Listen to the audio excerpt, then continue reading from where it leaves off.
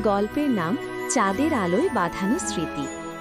এক সময় শীতের সকালে ঘন কুয়াশার চাদর মুড়ি দিয়ে যখন গ্রামটা ঘুমাতো, তখনও জেগে থাকতেন একজন মানুষ, আমার মামা রফিক।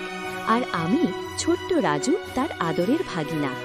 মামা ছিলেন গ্রামের সবচেয়ে হাসিখুশি মানুষগুলোর একজন।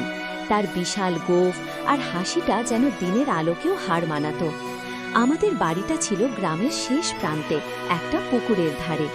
পুকুর পাড়ে বসে মামা আমাকে কত গল্প শোনাতেন, রূপকথার গল্প, সাহসী যোদ্ধাদের গল্প আর তার নিজের জীবনের গল্প, যা ছিল নানা রঙে ভরা। একদিন মামা আমাকে বললেন, জানিস তো রাজু, তোর বাবার চোখে আমি আমার বন্ধুকে খুঁজে পাই। কথাটা শুনে আমি অবাক হয়েছিলাম।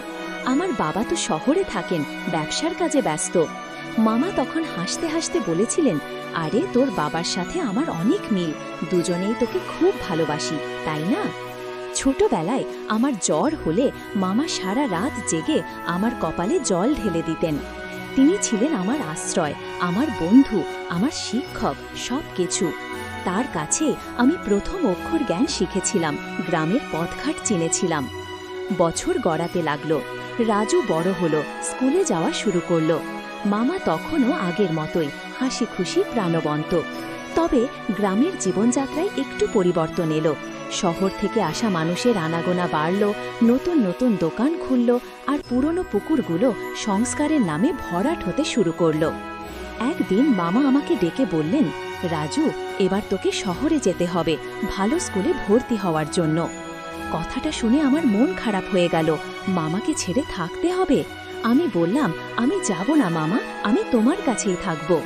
মামা আমার মাথায় হাত বুলিয়ে বললেন, তোকে তো বড় হতে হবে, বাবার মতো হতে হবে, আর আমি তো এখানেই থাকব তোর অপেক্ষায়। শহরে আসার পর আমি প্রায়ই মামার কথা ভাবতাম। প্রতি ছুটিতে আমি ব্যাকুল হয়ে গ্রামের বাড়িতে ছুটে আসতাম।